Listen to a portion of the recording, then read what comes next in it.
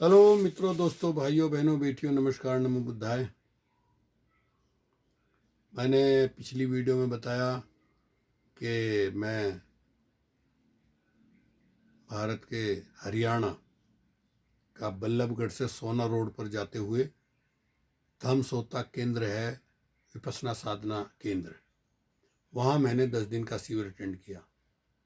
तो वहाँ का जो दूसरे दिन का प्रवचन, तीसरे दिन का जो प्रवचन है वो अभी चल रहा है और ये काफ़ी लंबा है, विस्तार में है। मैं बस इस पर इस प्रवचन पर के बाद तो ये मेरी किताब पूरी हो जाएगी, क्योंकि 3 दिन का इसमें विवरण दे सका मैं, जबकि ये शिविर 10 दिन चला था। चलिए बताते हैं क्या कहते हैं सत्यनारायण गोयनका जी। सम्मा कमंतो सम्मा आजीवो, अर्थात जो जीविका है वो भी सम्यक होनी चाहिए, सही होनी चाहिए, शुद्ध होनी चाहिए, निर्मल होनी चाहिए और वो जीवन में उतरनी चाहिए। खाली उसके उपदेश न रह जाएं। हर व्यक्ति को जीवन यापन के लिए कोई न कोई जीविका का सहारा लेना पड़ता है। तो आजीविका कैसी है? गृहस्थों के लिए ज्यादा आवश्यक है सजग रहने के लिए। सन्यासियों के लिए भी अपने नियम है। जो प्राप्त करता है वो गृहस्था से वो किस तरह करें। गृहस्थों के क्या नियम है? हमारे घर आमदनी का जो रास्ता है, यानी हमारे घर आमदनी का रास्ता कैसे है? उस आजीविका से कहीं औरों की हानि तो नहीं हो रही। अपने घर तो पैसा आ रहा है, लेकिन औरों की हानि हो रही है। इसे सजग होकर देखना होगा कि मेरी आजीविका की वजह से समाज के अन्य लोगों को हानि तो नहीं पहुंच रही है। जैसे मसलन उदाहरण के तौर पर एक आदमी कहता है कि मैं कोई नशा पता नहीं करता, बड़ा शीलवान हूं, मैं कोई भी कैसा भी नशा आदि नहीं करता। अच्छा, ये तो अच्छी बात है, मगर धंधा करता है शराब का, गांजा का, अफीम का, भांग का। जो खरीद कर जाएगा, लेकर जाएगा, वो नशा पता ही करेगा। अपना सील सदाचार तोड़ेगा, लोगों की सील सदाचार का जीवन जीने में बाधक हो गया, उनको सील सदाचार तोड़ने में सहायक हो गया ना। उनकी हानि कर दी ना। मेरे घर तो पैसा आया, लेकिन मैंने कितने लोगों की हानि की, यानी ये सम्यक कर्म नहीं हुआ। इसी प्रकार कोई कहता है कि मैं हत्या नहीं करता, मैं नहीं करता हत्या, लेकिन धंधा करता है हथियारों का, बंदूक का, तलवारों का, भालों का। जो ले जाएगा किसी की हत्या करेगा। अरे तू तो प्रोत्साहन दे रहा है कि औरों को अपना सील सदाचार तोड़ने के लिए। आजीविका सम्यक नहीं है तेरी। ऐसे ही कोई आदमी कहे मैं हत्या नहीं करता, लेकिन पशु पालता है, गाय बकरी भेड़ पालता है, उन्हें खिला पिलाकर खूब मोटा करता है और कसाई को बेच देता है। मैं नहीं हत्या करता, वो वो मारे ना। ठीक बात नहीं हुई, सम्यक आजीविका नहीं हुई। ऐसे ही एक आदमी कहता है मैं हत्या नहीं करता, कोई कसाई करता होगा और वह धंधा करता है मांस बेचने का, तो प्रोत्साहन दे रहा है ना, उसकी आजीविका सम्यक नहीं हुई। एक आदमी ऐसा कि उसकी आजीविका ऐसी कि विष का धंधा करता है, जहर बेचने का धंधा करता है, कोई ले जाएगा, किसी को देगा, मार देगा। मारने वाले सारे धंधे, जिन धंधों में हम जिनसे आदमियों की शीलवान होने से वंचित रखते हैं, जिस धंधे की वजह से उनका सील भंग होने में सहायक बन जाते हैं, वह सम्यक आजीविका नहीं है। कभी कभी ये समझ लेना चाहिए कि धर्म की बात है ना, इसलिए खूब समझ लेनी चाहिए कि ऊपर से तो ये काम बड़ा शुद्ध नजर आता है, इसमें कोई दोष बात नहीं है, लेकिन अगर चित्त की चेतना दूषित है तो वही काम सम्यक आजीविका नहीं, मिथ्या आजीविका हो जाएगा। एक उदाहरण बताएं। वर्षों पहले जबकि शुद्ध धर्म की कोई जानकारी नहीं थी, उस पर चलना तो बहुत दूर की बात हुई। ये उन दिनों की बात है। घर का कोई एक सदस्य बहुत बीमार पड़ गया। जो फैमिली डॉक्टर घर का डॉक्टर था वो बाहर गया हुआ था, तो सोचा किसी और डॉक्टर को बुला लाएं। तो वहाँ एक रंगून का प्रसिद्ध डॉक्टर जो बुलाने से आएगा कि नहीं ऐसा सोचते सोचते हिम्मत करके मैं चला गया कि बुलाकर लाएं, किसी तरह से खुशामद करेंगे उसकी कि रोगी बहुत बीमार है, वो यहाँ आने में असमर्थ है, तुम चलो। उस डॉक्टर के यहाँ बहुत भीड़ रहती है, फिर भी मैं उसे लेने चला गया। तो उस दिन ऐसा संयोग हुआ कि अकेला बैठा मक्खी मार रहा था, कोई एक भी रोगी उसके पास नहीं था। तो मन को कुछ खुशी हुई कि अब डॉक्टर साथ चलेंगे। भीड़ न देखकर कौतूहल के मारे मैंने पूछ ही लिया, डॉक्टर साहब आपके पास तो रोज बड़ी भीड़ रहती है, आज क्या बात हुई, भीड़ नहीं है? तो बड़ा उदास चेहरा बनाए हुए कहता है कि क्या बताएं, इस सीजन में तो गांव में नगर में कोई ना कोई बीमारी फैलती ही है। इस साल क्या हुआ पता नहीं, कोई बीमारी नहीं फैली। अरे कैसा डॉक्टर है, ये चाहता है कि बीमारी खूब फैले तो मेरे घर में खूब आमदनी हो, लोगों को ज़्यादा से ज़्यादा बीमार देखना चाहता है। आजीविका तो अच्छी है डॉक्टर की, डॉक्टर की आजीविका बुरी नहीं होती। किसी की साफित्या करके उसको रोग से बाहर निकाल कर अपनी आजीविका चलाता है, अच्छी बात है, बुरी बात नहीं है। लेकिन इस डॉक्टर को देखो, हालांकि सारे डॉक्टर ऐसे नहीं हुआ करते, लेकिन उस समय का मेरा अनुभव से देखकर मन में अच्छा नहीं लगा कि कैसा डॉक्टर है।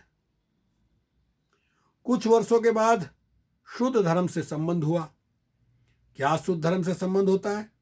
अपने अंदर सच्चाई देखने की विद्या मिल गई, उसका इस्तेमाल करके अपने भीतर देखा तो पता चला कि उन दिनों उस बेचारे डॉक्टर को मन ही मन इतना भला बुरा कहा। हम व्यापारियों की क्या हालत है, व्यापारी कुल में जन्मा हूँ पला हूँ, ये बता रहे हैं सत्यनारायण गोनका जी। इतना भला बुरा कहा, हम व्यापारियों की क्या हालत है, व्यापारी कुल में जन्मा हूँ पला हूँ, वर्षों व्यापार किया है, इसलिए व्यापारियों की मनोस्थिति को खूब समझता हूँ। व्यापारियों की क्या मनोस्थिति होती है, कहीं दुनिया में लड़ाई लग जाए, विश्व युद्ध शुरू हो जाए, हो गया, अकाल पड़ जाए, दुर्भिक्ष पड़ जाए, कुछ ऐसी अवस्था आ गई, हो गया, अकाल पड़ जाए, दुर्भिक्ष पड़ जाए, कुछ ऐसी अवस्था आ गई कि आम जरूरत के सामान की तंगी हो, और तंगी हो गई तो दाम बढ़ने लगे। तो हम व्यापारी लोग अपनी व्यापारी भाषा में कहते हैं बाजार सुधर रहा है।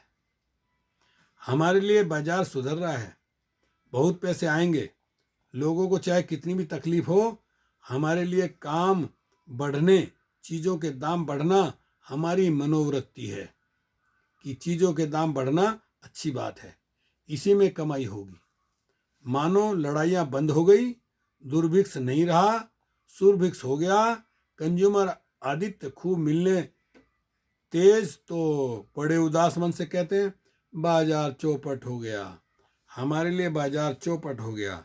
अरे मनोवृत्ति करेगी, मनोवृत्ति कहेगी कि मेरी आजीविका सम्यक आजीविका है। अगर मेरी चित्त की के चेतन केवल शोषण करने की है, अगर मेरी चित्त की चेतना केवल शोषण करने की है, अधिक से अधिक धन कैसे मेरे पास आ जाए, ऐसे लोगों को भला चाहे कितना कष्ट उठाना पड़े, मेरे पास धन संग्रहित होता चला जाए, तो ऊपर ऊपर से सम्यक दिखने वाली आजीविका भी समझ लेनी चाहिए सम्यक नहीं है, हानिकारक है। हाँ, ग्रस्त है, धन कमाने में कोई दोष नहीं। एक बात समझ लेनी चाहिए, कोई ग्रस्त नहीं, गृह त्यागी सन्यासी है तो उसके लिए धन संग्रह करना बड़े दोष की बात है। ठीक इसी प्रकार गृहस्थ का धनहीन होना दोष की बात है। गृहस्थ है तो किसी के सामने हाथ नहीं फैलाएगा, अपनी ईमानदारी के साथ अपने परिश्रम के साथ धन कमाएगा, अपना भरण पोषण करने के लिए ये धर्म की बात है। लेकिन एक कठिनाई भी आती है, बहुत बड़ी कठिनाई आती है। मुक्त अवस्था तो सबकी एक जैसी है। गृहस्थ चाहे भिक्षु है चाहे भिक्षुणी हो, और मुक्त अवस्था वो जहाँ अहम भाव जगाए जाएं और चाहे कि हम भी मुक्त हो जाएं। गृहस्थ भी मुक्त होना चाहता है ना, गृहस्थ भी मुक्त होना चाहता है ना। तो कैसे होगा? जब धन कमाएगा तो अंतर्मन की गहराइयों में एक वृत्ति जागेगी, ये धन मैंने कमाया, मैंने अपनी अक्लमंदी से कमाया, मैंने अपनी चतुराई से कमाया, मैं इतना समझदार हूँ, मैं इतना चतुर हूँ, ये मेरा धन है। तो मैं मेरा का अहम भाव जागेगा ही। अब क्या करें? एक और ग्रस्त है, उसे धन कमाना ही चाहिए। परिश्रम ईमानदारी के साथ, अपने परिश्रम के साथ धन कमाएगा अपना भरण पोषण करने के लिए, अपने परिवार का भरण पोषण करने के लिए। ये धर्म की बात है। लेकिन एक कठिनाई भी आती है, बहुत बड़ी कठिनाई आती है। मुक्त अवस्था तो सबको एक जैसी है। गृहस्थ चाहे भिक्षु चाहे भिक्षुणी हो, सब मुक्त अवस्था वो जैसी है जहां अहंकार का नाम और निशान नहीं रहे और हम अहंकार जगाए जाएं, अहम भाव जगाए जाएं, और चाहे कि हम भी मुक्त हो जाएं। गृहस्थ भी मुक्त होना चाहता है ना। तो कैसे होगा?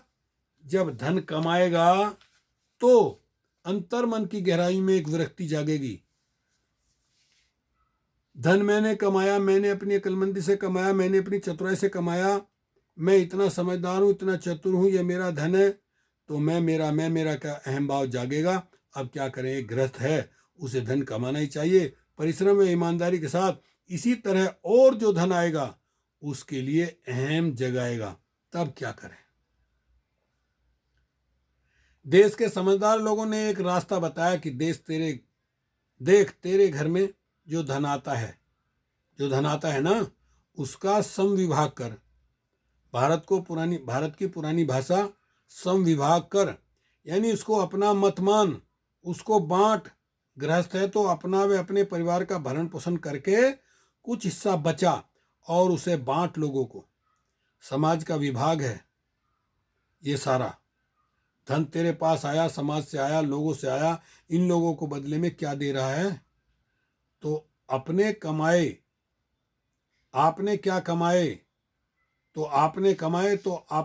कमाए तो एक काम ये कर, गृहस्थियों के लिए आवश्यक है जो धन कमाता है उसका एक हिस्सा